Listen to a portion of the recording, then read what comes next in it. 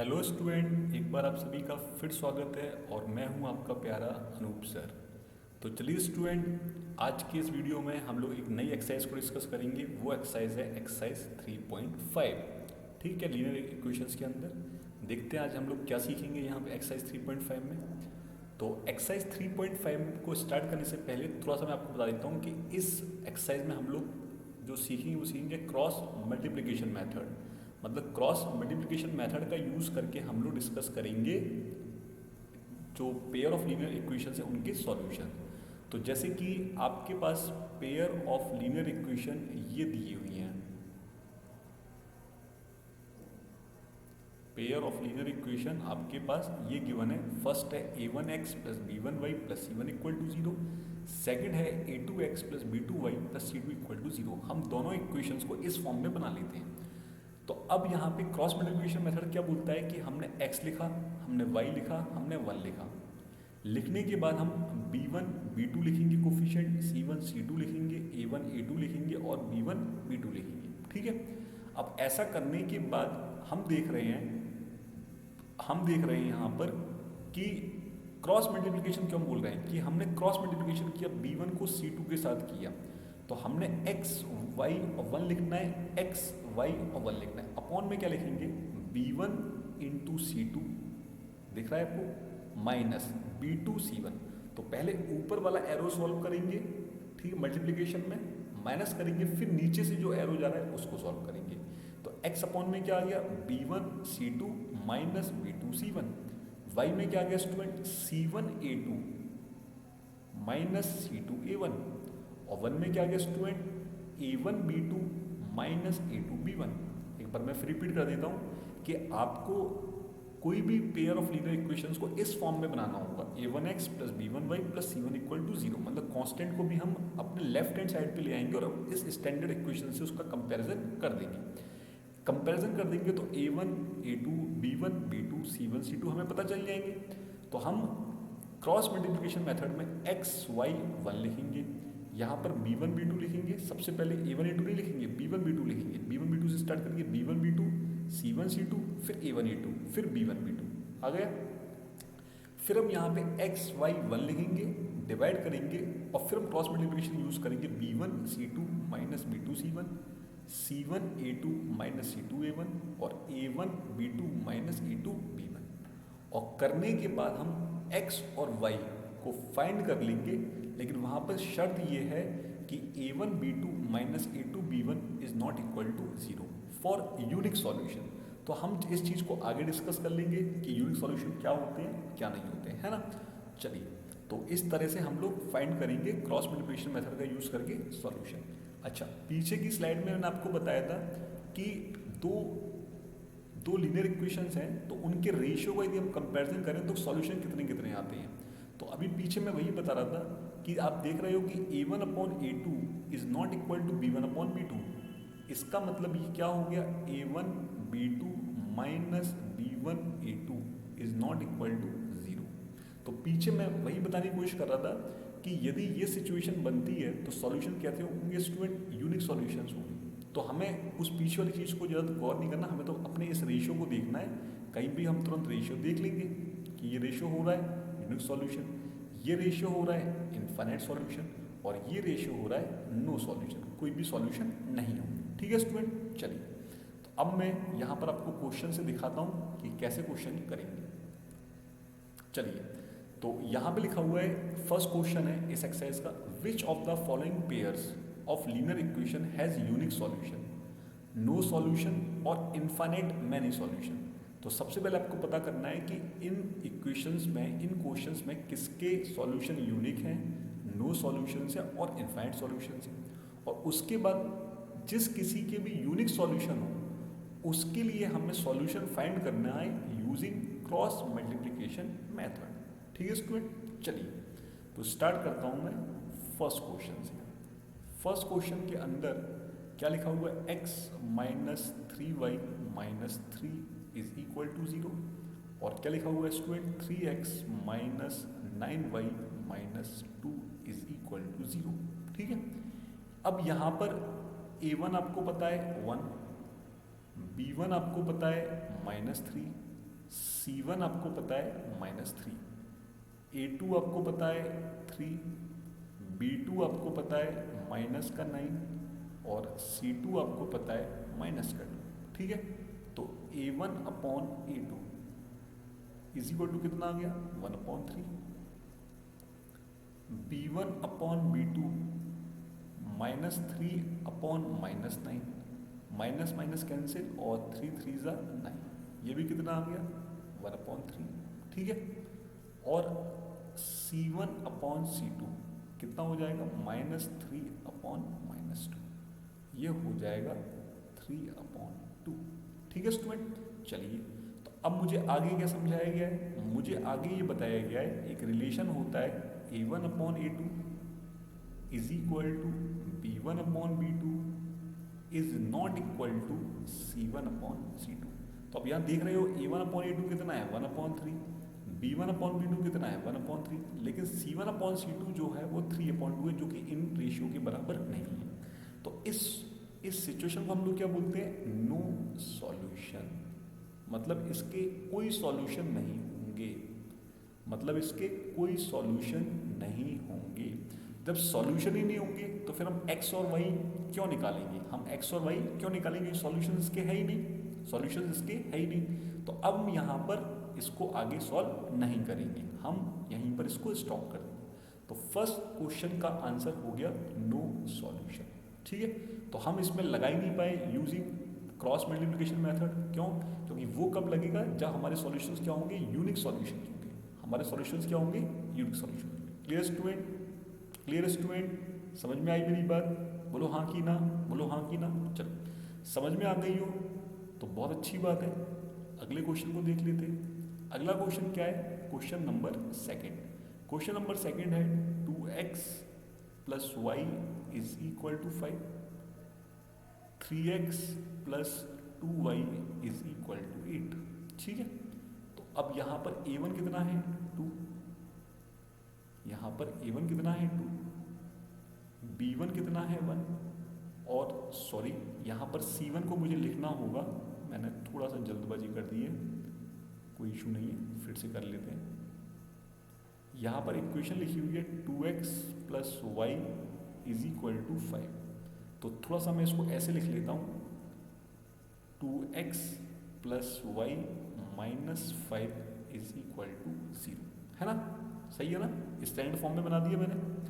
फिर दूसरी इक्वेशन क्या लिखी हुई है, दूसरी इक्वेशन लिखी हुई है आपकी 3x + 2y is equal to 8, तो ये आ जाएगा आपका 3x + 2y - 8 is equal to 0। तो ये हो गई इक्वेशन नंबर 1 और ये हो गई इक्वेशन नंबर 2। बड़े आराम से हम लोग क्या करते हैं कि हम लोग यहाँ पर लिखते हैं कोफिशिएंट। तो a1 कितना है बच्चों 2, b1 कितना है 1 और c1 कितना है -5। दूसरी इक्वेशन में लिखते हैं a2 कितना है 3, b2 कितना है 2 और c2 कितना है -8। बोलो हाँ कि ना, इतनी बात समझ में आ गई, इतनी बात समझ में आ गई। तो अब मैं निकाल रहा हूँ a1/a2, a1/a2 मैंने निकाला तो मेरा कितना आ गया 2/3, और फिर मैंने निकाला b1/b2 का रेशियो, तो वो कितना आ गया 1/2। अब मुझे आगे फोकस ही नहीं करना, क्यों, क्योंकि a1/a2 is not equal to है b1/b2 के। दिख रहा है मुझे 2/3, क्या कभी भी इक्वल हो सकता है 1/2 के, नहीं हो सकता, नेवर। तो यहाँ पे सॉल्यूशंस कैसे होंगे, यूनिक सॉल्यूशन, यहाँ पर सॉल्यूशंस स्टूडेंट कैसे होंगे, यूनिक सॉल्यूशन। और यूनिक सॉल्यूशन का मतलब अब हम सॉल्यूशंस को फाइंड करेंगे, क्योंकि केवल एक ही सॉल्यूशंस होंगे, केवल एक ही सॉल्यूशन होंगे। तो अब स्टूडेंट मैं यहाँ पर स्टार्ट करूँगा क्रॉस मल्टीप्लिकेशन मेथड। कैसे करेंगे क्रॉस मल्टीप्लिकेशन, देखते हैं उसको। इसको साफ कर देता हूँ मैं, इसको साफ किया तो पीछे मैंने आपको समझाया है बहुत अच्छी तरीके से कि दोनों इक्वेशंस को मैंने स्टैंडर्ड फॉर्म में बना लिया था। दोनों इस इक्वेशन को स्टैंडर्ड फॉर्म में बनाने के बाद मैंने आपको बताया था कि मुझे लिखना होगा x, y और 1, x, y और 1। और फिर मुझे B1 B2 C1 C2 A1 A2 से स्टार्ट करते हुए क्रॉस मल्टीप्लिकेशन करना होगा। पहले ऊपर से एरो जो आएगा उसको मल्टीप्लाई करूँगा, फिर नीचे वाले को करूँगा। ठीक है स्टूडेंट, चलिए तो बता देता हूँ मैं आपको, यहाँ पर x लिखो, y लिखो और 1 लिखो। ठीक है, यहाँ पे कोफिशिएंट लिखना है हमें B1 B2 C1 C2 A1 A2 B1 B2। ठीक है, और फिर ये एरो ऐसे बनाएंगे, फिर ये एरो ऐसे बनाएंगे। पीछे आप देख भी सकते हो वीडियो में पॉज करके, जैसा भी आपको अच्छा लगे। ठीक है, तो यहाँ से हमने लिखा था x अपॉन y अपॉन और z अपॉन, क्या लिखा था हमने, B1 C2 minus B2 C1, फिर आया था C1 A2 minus C2 A1, फिर आया था A1 B2 minus A2 B1। यहाँ पर मैंने z लिखा है, z नहीं होगा यहाँ पर बच्चों, यहाँ होगा आपका 1, यहाँ पर होगा 1, है ना, ये 1 लिखा है ना सामने। छोटी छोटी ये मिस्टेक हो जाती है, प्रिंटिंग मिस्टेक है ये, इनको बोलते हैं प्रिंटिंग मिस्टेक। ठीक है, चलो तो अब जो यहाँ पर मैं x लिखने जा रहा हूँ उसको गौर से देखना। B1 कितना है 2 इंटू C2 कितना है, आराम से कीजिएगा, कितना है C2 माइनस का 8, माइनस B2 कितना है, सॉरी B1 आएगा ना पहले, देखो ये गलती हो गई ना यहाँ पर, एक सेकेंड, यहाँ पे मैं क्या करता हूँ, सीधे ही सॉल्व कर देता हूँ इसको। सीधे से मतलब ये हो गया कि x इज इक्वल टू, इस रेशियो को ऊपर ले जाता हूँ, B1 C2 minus B2 C1 upon क्या आ जाएगा, A1 B2 minus A2 B1, और y इज इक्वल टू क्या आ जाएगा मेरा, वो आ जाएगा C1 A2, है ना, ये ऊपर जाएगा ना cross multiplication, minus C2 A1 upon A1 B2 minus A2 B1। ठीक है स्टूडेंट, इतना करने के बाद अब आपको यहाँ पे पुटअप करनी होंगी चीज़ें, बड़ी आराम से करना। B1 कितना है 1, मैं लिख लिख के कर रहा हूँ 1 इंटू C2 कितना है माइनस का 8, माइनस B2 कितना है 2 लिखा, और फिर क्या है C1 कितना है माइनस का 5। ठीक है, सब सही लिखा है मैंने। अब देखो, ठीक है, ये तो ये हो गया। अब आ जाते हैं नीचे क्या है A1 B2, तो A1 कितना है 2 और B2 भी कितना है 2, तो यहाँ लिख देता हूँ 2 इंटू 2 माइनस, ठीक है, A2 B1, A2 कितना है 3, B1 कितना है 1, तो 3 1। ठीक है, अब इंटरेस्टिंग बात ये है कि नीचे A1 B2 माइनस, ये तो कॉमन ही है, तो नीचे तो हमें परेशान ज़्यादा होना ही नहीं है, तो इसको ऐसे लिख देता हूँ। ठीक है, ऊपर भी परेशान होना है, तो C1 कितना है माइनस का 5,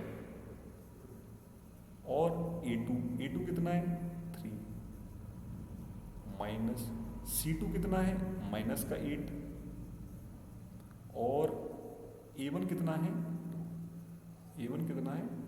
ठीक है, ये मेरा हो गया। अब थोड़ा सा ज़रा मुझे जगह की रिक्वायरमेंट तो पड़ेगी, और जगह हमारे पास है नहीं वाइट बोर्ड पर, तो इसको मैं साफ कर देता हूँ। अब इसकी कोई ज़रूरत तो हमें है नहीं, इसको मैंने कर दिया साफ। इसको मैंने साफ कर दिया, तो अब केवल मुझे कैलकुलेशन यहाँ पर लिखनी है और मेरा आंसर आ जाएगा। तो मैंने यहाँ पे लिखा x इज इक्वल टू, देखो स्टूडेंट आराम से करना, माइनस का 8 माइनस प्लस हो जाएगा, तो 5 दूनी 10, है ना, नीचे हो जाएगा 2 दूनी 4 माइनस का 3, तो ऊपर सॉल्व करोगे तो कितना जाएगा 2/1 मतलब 2। y निकाल लेते हैं, y क्या हो जाएगा -5 और -3 माइनस का 15, और ये माइनस प्लस हो जाएगा, तो 8 दूनी 16 अपॉन 4 माइनस का 3, तो कितना आ जाएगा स्टूडेंट, ये आ जाएगा 1/1। तो कितना हो गया, 1 आ गया। तो फाइनली x की वैल्यू कितनी हो गई, 2, और y की वैल्यू कितनी हो गई, 1। तो x इज इक्वल टू 2 आ गया और y इज इक्वल टू क्या आ गया, 1 आ गया। तो ये आया हमारा किस मेथड का यूज़ करके, ये आया है हमारा फाइनली क्रॉस मल्टीप्लिकेशन मेथड को यूज़ करके। ठीक है स्टूडेंट, आई होप आप सभी बच्चों को ये बात बहुत अच्छे समझ में आ गई होगी कि क्या है क्रॉस मल्टीप्लिकेशन। तो स्टूडेंट ये था मेरा एक्सरसाइज 3.5 का फर्स्ट क्वेश्चन। तो यहाँ पे हमें सबसे पहले चेक करना था कि सॉल्यूशंस यूनिक है, नो सॉल्यूशंस है या इनफाइनाइट सॉल्यूशंस है। तो वो तो आपको रेशियो का मैंने फंडा बताया हुआ है एक्सरसाइज 3.2 में। उसके बाद यदि यूनिक सॉल्यूशन है तभी हम क्रॉस मल्टीप्लिकेशन मेथड का यूज़ करके सॉल्व करेंगे इसके सॉल्यूशन। और क्रॉस मल्टीप्लिकेशन मेथड आपको लग रहा होगा टफ है, लेकिन टफ नहीं है, बस इसको एक बार लिखना सीख जाओ। जैसे x/y1 b1b2 c1c2 a1a2 b1b2 और फिर x/y1 लिख करके अपॉन में क्रॉस मल्टीप्लिकेशन कर दो। ऊपर से मल्टीप्लाई करना, माइनस करना, नीचे से मल्टीप्लिकेशन, बस ऐसे चलते जाओ, आपके सॉल्यूशन x y आते चले जाएंगे। ठीक है स्टूडेंट, तो ये था आपका क्वेश्चन नंबर 1। तो आई होप आपने इस क्वेश्चन को काफ़ी इन्जॉय किया होगा। चलिए, तो इस वीडियो को लाइक कर दीजिएगा, बेल आइकन को प्रेस कर दीजिएगा यदि आपने अभी तक प्रेस नहीं किया है तो, और मेरे चैनल को सब्सक्राइब कर दीजिएगा। और अपने सर्किल में, अपने फ्रेंड सर्किल में ज़्यादा से ज़्यादा अपने फ्रेंड्स को बता दीजिए कि अनूप सर की क्लासेस चल रही हैं और मेरे इस चैनल को सब्सक्राइब कर लें। और कमेंट सेक्शन तो आपके लिए हमेशा खुला हुआ है और मोस्ट वेलकम है आपका कमेंट सेक्शन। चलिए स्टूडेंट, यहीं पर मैं इस वीडियो को स्टॉप करता हूँ और मिलता हूँ मैं आपसे अगले वीडियो में कुछ नई प्रॉब्लम्स को लेकर के। तब तक आप अपना ख्याल रखिएगा। Take care, bye bye.